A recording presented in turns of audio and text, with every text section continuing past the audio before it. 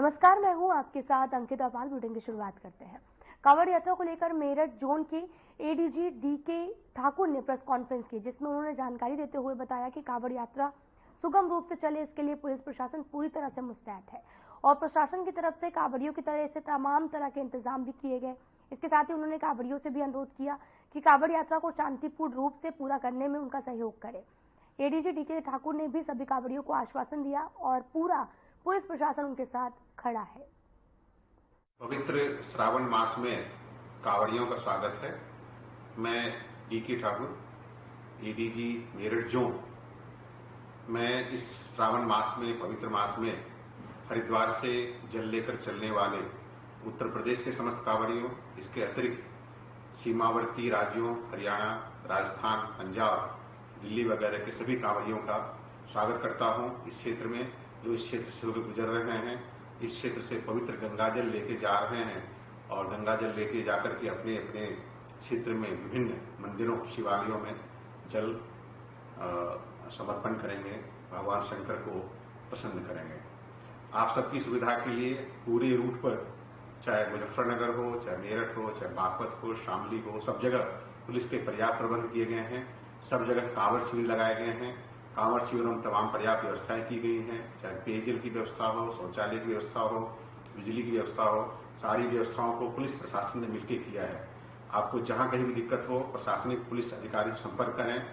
ज्यादा इमरजेंसी आने पर हमारी जो 112 इमरजेंसी सेवा, उस पर संपर्क करें। हम आपकी सेवा की सदैव तत्पर हैं, सदैव आपको उपलब्ध मिलेंगे।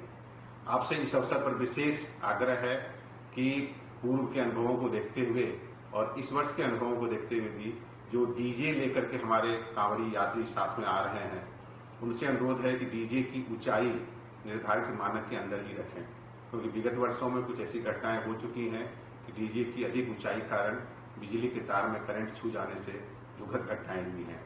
हम लोग बराबर आग्रह करते आ रहे हैं, पहले भी कर रहे हैं, अभी भी कर रहे हैं कि आपकी जानमाली सुरक्षा के लिए एक बार पुनः हम आग्रह करना चाहते हैं कि डीजे की ऊंचाई निर्धारित मानक के तहत ही रखें।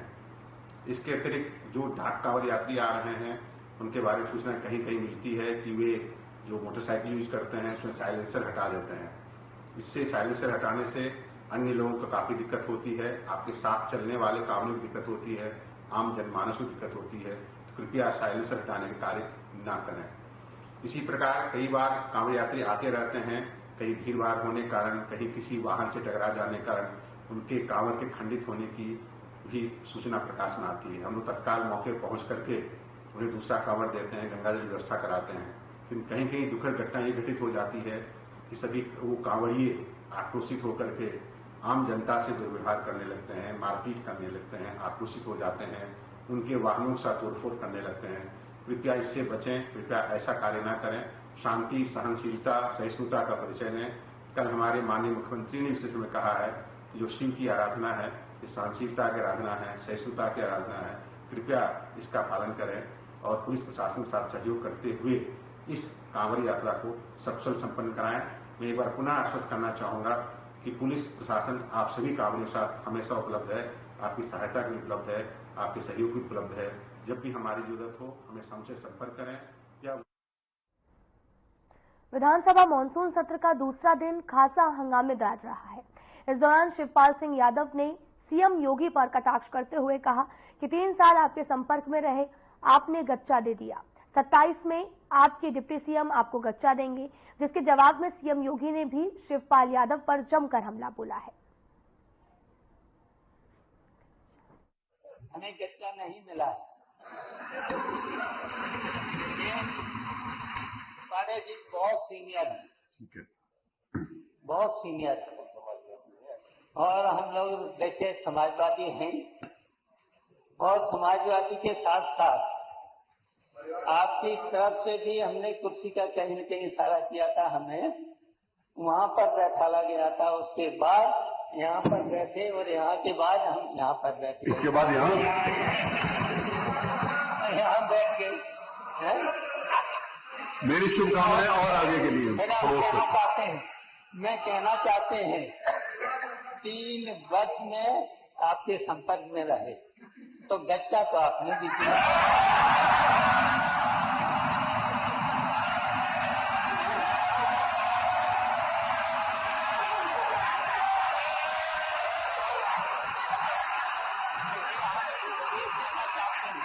आप सब तो आपको आदत हो जानी चाहिए। अजय जी, जब आपने चर्चा दिया तो उत्तर प्रदेश इस चुनाव में पीछे रह गया, बहुत पीछे चला गया, समाजवादी पार्टी आगे हो गई। और फिर आप देख लेना, अब देख लेना 27 में समाजवादी पार्टी फिर से हरा देगी और आपके जो डिप्टी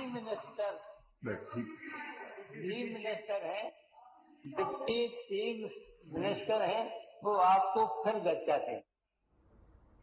तो सीधा आपको लिए चलता है लखनऊ, जहां पर कैबिनेट मीटिंग में मंत्रियों की बैठक हुई।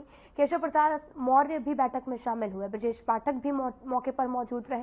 केशव प्रसाद ने एक्स पर पोस्ट भी किया है। आपको तस्वीरें दिखा रहे हैं जो कि उन्होंने ट्वीट के माध्यम से एक्स के जरिए पोस्ट किया है।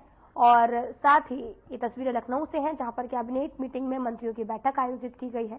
और इस मीटिंग में कई लोग भी उपस्थित रहे, साथ ही सीएम और डिप्टी सीएम भी मौके पर मौजूद रहे हैं।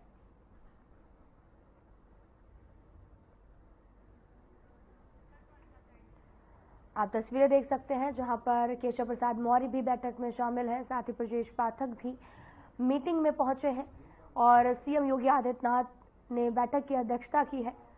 कैबिनेट मीटिंग में मंत्रियों की ये अहम बैठक बुलाई गई, जहां पर कई मुद्दों पर ये चर्चा की गई है।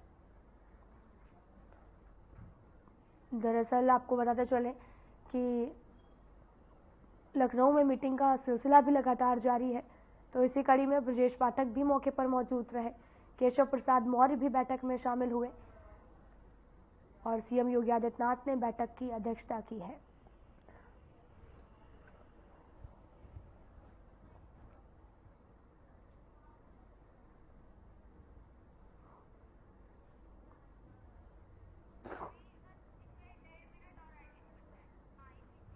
आपको बताते चले कि सीएम योगी आदित्यनाथ बैठक में मौजूद रहे हैं और जहां पर उन्होंने बैठक की अध्यक्षता की है। सीएम योगी, डिप्टी सीएम भी मौके पर मौजूद रहे और ट्वीट के जरिए ये पूरी मामले की जानकारी दी गई है।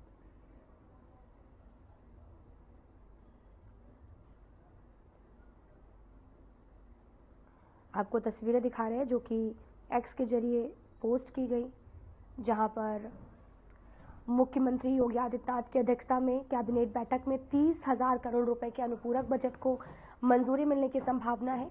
तो वहीं आपको बताते चले कि सीएम योगी आदित्यनाथ की अध्यक्षता में कैबिनेट की बैठक हुई। करीब 30,000 करोड़ के अनुपूरक बजट को कैबिनेट की मंजूरी मिलने की संभावना है। विधानसभा और विधान परिषद में मंगलवार को अनुपूरक बजट प्रस्तुत भी किया जाएगा। इसमें कुंभ मेला, बसों की खरीद, औद्योगिक परियोजनाओं और 50 साल से भी ज्यादा पुराने पुलों के स्थान पर नए पुलों के निर्माण आदि के मदों में धनराशि की व्यवस्था भी होगी। बैठक में दोनों उप मुख्यमंत्री भी मौजूद रहे। इसकी जानकारी डिप्टी सीएम केशव प्रसाद मौर्य ने खुद सोशल साइट पर तस्वीर पोस्ट करके दी है।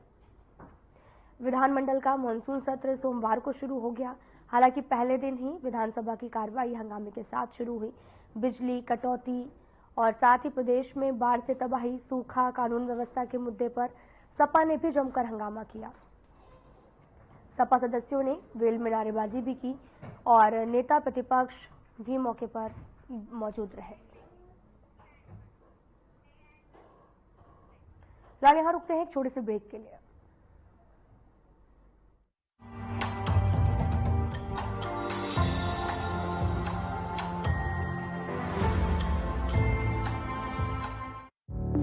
Through constant innovation, the group provides its clients with value-added, environment-friendly products. We are committed to provide quality products and services at optimum cost with the continuous improvement in the quality management system. Producing high-value paper making us India's largest producer of branded papers, fine papers and packaging broad segments. Focused on customers in all our operations. Hence, extensive investments are made towards people and people practices. KRPL world's leading eco-friendly paper from agro residue.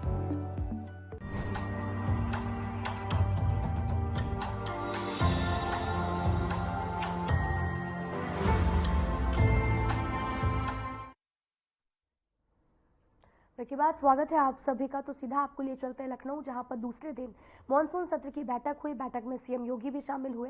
CM ने monsoon सत्र के दौरान विपक्ष पर जमकर निशाना साधा। साथ ही मॉनसून सत्र के दौरान सदन में अनुपूरक बजट पर चर्चा की गई है। महिला और बाल सुरक्षा और खासतौर पर सेक्सुअल हैरेसमेंट से जुड़े हुए जो मुद्दे होते हैं,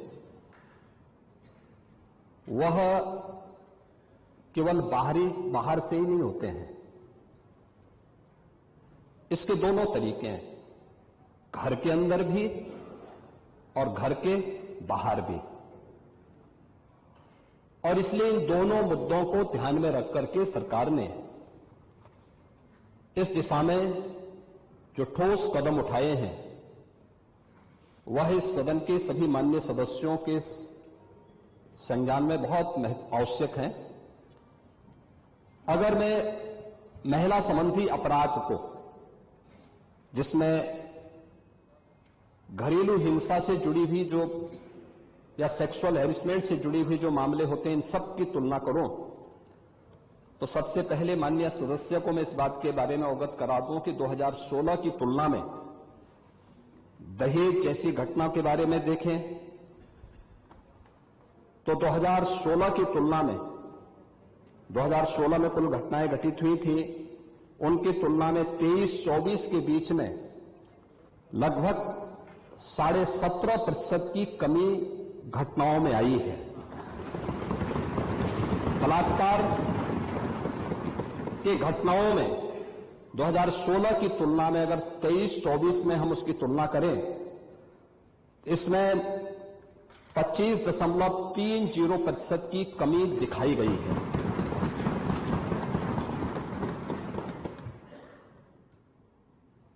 लेकिन अगर हम इन सभी बातों को ध्यान में रखें कि 17 से लेकर के 24 के बीच में महिला और जो नाबालिग बच्चे हैं, उनके खिलाफ यौन उत्पीड़न से जुड़े हुए जो मामले हैं, उनमें से प्रदेश सरकार ने अपने प्रोसिक्यूशन विंग को मजबूत करने का परिणाम सामने आया है। 24,402 प्रकरण में अभियुक्तों को अब तक सजा दिलाई जा चुकी है। 17 से लेकर 24 के बीच में पास्को अधिनियम के अंतर्गत 9,875 अभियोगों में सजा दिलाई गई है। 2022 से 24 के मध्य में महिलाओं के विरुद्ध पास्को अपराध में न्यायालय के द्वारा 16,718 अभियुक्तों को सजा दी गई है, जिनमें 21 को मृत्युदंड, 1713 को आजीवन कारावास, 4,653 को 10 वर्ष या उससे अधिक के कारावास और 10,331 को 10 वर्ष से कम के कारावास की सजा भी दी गई है। प्रदेश के अंदर अगर हम लोग देखें कि इस दिशा में जो अन्य प्रयास हुए हैं, खासतौर पर भारत सरकार के द्वारा इस प्रकार के मामलों को बहुत ही गंभीरता से लिया जाता है। इसके लिए investigation tracking system for sexual offences के बारे में भारत सरकार ने जो अपना पोर्टल तैयार किया है, इसको हम लोगों ने 2018 में ही, पिछली सरकारें उसके प्रति उतनी संवेदनशील नहीं थी, लेकिन 17 के बाद से हम लोगों ने इस पर काम प्रारंभ किया और अप्रैल 18 में हम लोगों ने इस पोर्टल को एक्टिव करने के साथ ही इस कार्यक्रम को आगे बढ़ाया है। और अगर इसमें हम देखें कि जो प्रॉपर मॉनिटरिंग, फोकस मॉनिटरिंग जो प्रदेश के अंदर हुई है, उसका परिणाम है कि जो पेंडेंसी थी, ये पेंडेंसी एक दिन की नहीं थी, एक वर्ष की नहीं थी, ये वर्षों से पड़ी हुई थी। महिला संबंधी अपराध से जुड़े हुए मामलों में, बलात्कार के मामलों में, नाबालिगों के साथ जो उनके सेक्सुअल हैरेसमेंट से जुड़े हुए जो मामले थे, वर्षों से पेंडिंग थी, उस पेंडिंग्स को पूरा करने के साथ आज मुझे बताते हुए प्रसन्नता है कि उत्तर प्रदेश देश के उन टॉप 3 राज्यों में है जिन लोगों ने पेंडेंसी को पूरा करते हुए और देश के अंदर जो पेंडेंसी रेट के आधार पर प्रदेश का देश में द्वितीय स्थान और इन मामलों को अपराधियों को सजा दिलाने के मामले में, मामलों के पूरी तरह निस्तारण के मामले में देश के अंदर तीसरे स्थान पर उत्तर प्रदेश है। महोदय, ई प्रोसिक्यूशन में उत्तर प्रदेश देश का सबसे बड़ा राज्य है, लेकिन ई प्रोसिक्यूशन प्रणाली को लागू करने वाला राज्य भी है और इसमें देश के अंदर नंबर 1 स्थान पर यूपी का स्थान है। महिला और बाल अपराध संबंधी अभियोगों के निस्तारण में देश में प्रथम स्थान है। लगभग हमारे 98% से अधिक मामलों का निस्तारण करने में उत्तर प्रदेश आज देश का वह पहला स्थान रखता है। और मैंने जो पहले भी कहा, घरेलू हिंसा से पीड़ित महिला के लिए 181 की एक सर्विस है और 1090 बाहर महिला संबंधी अपराध के लिए जब कोई घटना घटित होती है तो कोई महिला कॉल करती है तो उस पर तत्काल सेवा उन्हें उपलब्ध होती है। इन सबको इंटीग्रेट करने का काम भी 112 के साथ इंटीग्रेट करने, 181, 1090 और 112 को भी इंटीग्रेट करके अगर कहीं भी सूचना आ रही है उस सूचना को संबंधित तक भेजने के साथ ही उसको तत्काल रिलीफ मिल सके, इसके लिए भी यहां पर कार्य किया गया है। यही नहीं, प्रदेश के अंदर एक महिला थाना हर जनपद में स्थापित करने के साथ साथ एक अतिरिक्त थाने की जिम्मेदारी भी महिला थानाध्यक्ष को उपलब्ध करवाया गया है। और हर थाने में जो प्रदेश के अंदर 1585 थाने हैं, इन 1585 थानों में महिला हेल्प डेस्क अलग से बना करके एक व्यवस्था बनाई है और 2020 से हमारी सरकार पूरे प्रदेश के अंदर मिशन शक्ति के एक अभियान को आगे बढ़ा रही है। मिशन शक्ति के अंतर्गत पिछले 7 वर्ष में हम लोगों ने लगभग 1.5 लाख पुलिस कार्मिकों की भर्ती की है प्रदेश के पुलिस बल में। और मुझे बताते हुए प्रसन्नता है कि 17 के पहले जितनी भी भर्तियां हुई उन सभी को अगर हम जोड़ लें तो कुल 10,000 महिला पुलिस कार्मिक भर्ती हुई थी। लेकिन 17 से लेकर के 22-23 तक जो भर्तियां हुई, इन भर्तियों में प्रदेश में 20,000 से अधिक महिला पुलिस कांस्टेबल की भर्ती करने में हमें सफलता प्राप्त हुई। यानी आजादी के 70 वर्षों में जितनी भर्ती हुई थी महिला, उससे दोगुनी भर्ती अकेले 5 वर्ष के अंदर हमने पुलिस महिलाओं को यहां पे भर्ती किया। पुलिस की भर्ती में उनकी 20% हॉरिजॉन्टल आरक्षण की व्यवस्था उन्हें प्राप्त हो सके, इसको अनिवार्य रूप से प्रदेश के अंदर लागू किया। लखनऊ, गोरखपुर और बदायूं में महिला पीएसी की बटालियन के गठन की कार्रवाई को भी आगे बढ़ाया। लेकिन जो पुलिस कार्मिक महिलाएं भर्ती हुई थी वे केवल एक कांस्टेबल के रूप में ऑफिस के कार्य को या थाने तक ही अपने को सीमित न रखे, बल्कि महिलाओं की सुरक्षा के साथ साथ शासन की योजनाओं को महिलाओं तक पहुंचाने के लिए उनकी प्रतिभा का लाभ समाज ले सके, इसके लिए प्रदेश के अंदर 10,000 से अधिक महिला बीट स्टेशन स्थापित किए गए, महिला पिंक बूथ की स्थापना की गई और यह भी व्यवस्था लागू की गई कि ये महिला बीट पुलिस अधिकारी हर मिशन शक्ति के अंतर्गत वहां पर जाएंगी, वहां पर सप्ताह में एक बार जाकर के महिला संबंधी घरेलू हिंसा का हो या बाहर की सुरक्षा से जुड़े हुए कोई मुद्दे होंगे, इन पे तो चर्चा करेंगे ही, इससे संबंधित समाधान भी निकालेंगे। लेकिन इसके अलावा महिलाओं से संबंधित, उनकी सुरक्षा से संबंधित जो भी या उनकी स्किल डेवलपमेंट से संबंधित या उनके स्वावलंबन से संबंधित कौन सी स्कीम केंद्र या राज्य सरकार की है, इनसे भी गांव की महिलाओं को अवगत कराएंगे। और ये मिशन शक्ति का एक कार्यक्रम प्रदेश के अंदर लगातार ये जारी है और इसके बहुत अच्छे परिणाम भी हम सबके सामने देखने को मिले हैं। ये सरकार महिला सुरक्षा के प्रति पूरी तरह गंभीर है और उस गंभीरता का परिणाम ही है कि प्रदेश के अंदर इस सरकार ने आने के बाद सबसे पहले शोधों पर लगाम कसने के लिए जो कार्रवाई की एंटी रोमियो स्क्वाड का गठन, उसका एक उदाहरण है। और मुझे बताते हुए दुख है कि एंटी रोमियो स्क्वाड का जब हमने गठन किया था, सबसे पहले समाजवादी पार्टी ने इसका विरोध किया था, उसने विरोध किया था। और मुझे बोलने में भी कोई संकोच नहीं है कि महिला संबंधी अपराध से जुड़े हुए ज्यादातर मामलों में समाजवादी पार्टी से डायरेक्ट या इनडायरेक्ट जुड़े हुए लोग उसमें इन्वॉल्व पाए जाते हैं। और यही नहीं, महिला संबंधी अपराध में ये उस पीढ़ी का प्रतिनिधित्व करते हैं, ये उस पीढ़ी का प्रतिनिधित्व करते हैं जिस पीढ़ी ने जिसने कहा था कि लड़के हैं गलती कर देते हैं। ये महिला सुरक्षा की बात क्या करेंगे? ये महिला सुरक्षा के लिए तो समाजवादी स्वयं ही एक गंभीर खतरा है।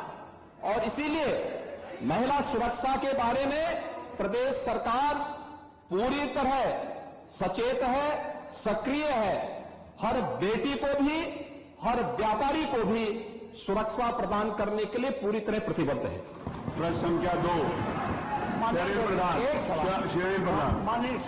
माननीय मुख्यमंत्री जी, आपने बताया इतने को हमने दंडित कराया, तो क्या पूछा गया था कुल कितनी घटनाएं हुई?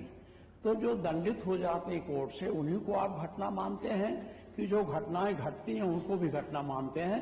यह स्पष्ट कर दें कुल कितनी घटनाएं घटित हुई।